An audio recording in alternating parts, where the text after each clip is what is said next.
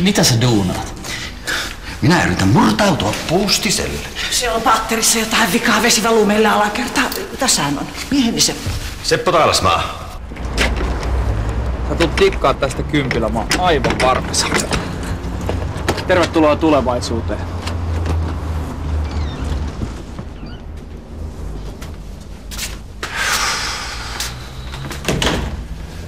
Aki, mä en ihan usko, että taas ei mitä me etsitään. Pikkuremontilla loistava.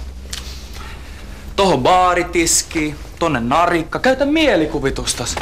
Ehkä meidän pitää jatkaa vielä etsimistä. Me ollaan tsekattu näitä mestoja jo 2 kuukautta ja mikään sulle ei kelpaa. Oot sä ihan rehellisesti sitä mieltä, että tästä voi tulla jotain? Tästä voi tulla hieno, omaleimainen ja tyylikäs helsinkiläinen kuppila. Ainakin omaleimainen, joo.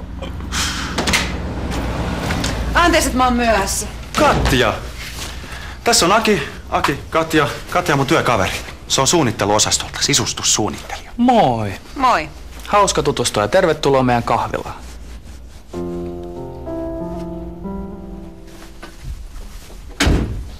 Saitteko te sen puustisen patterin vihdoinkin kondikseen?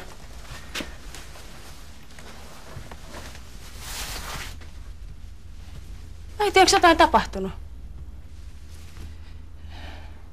Se on ihan kauheeta. Siis ihan hirveetä.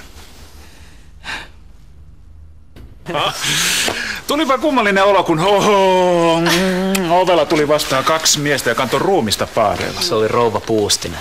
Me nähtiin se kuolleena. Sen kädet oli ihan sinistisiä kuin matoja. Hei. Hei, sä oot varmaan Hanna. Mä oon Aleksi. Joo, hei. Mä oon kuullut susta. Niin, mäkin susta. Harmi, ettei ole nähty aikaisemmin, mutta mä olin... Intissä mä tiedän. Mitä Silja? Tervetuloa kotiin, Iska. Sulla on varmaan hirveä jono niin pitkä reissu jälkeen. Mä annan sulle juomista. No, kiitti.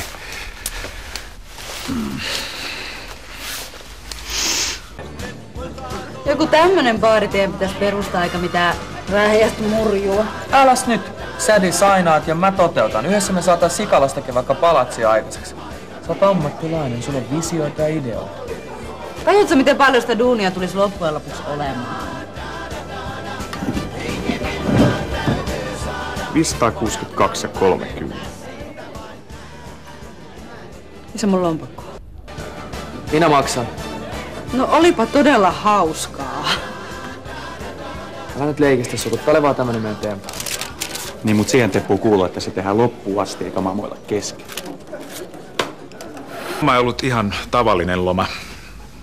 Me nimittäin mentiin sen aikana naimisiin. Onneksi olkoon. Onneksi olkoon. Kiitos. Joten Hanna muuttaa nyt meille.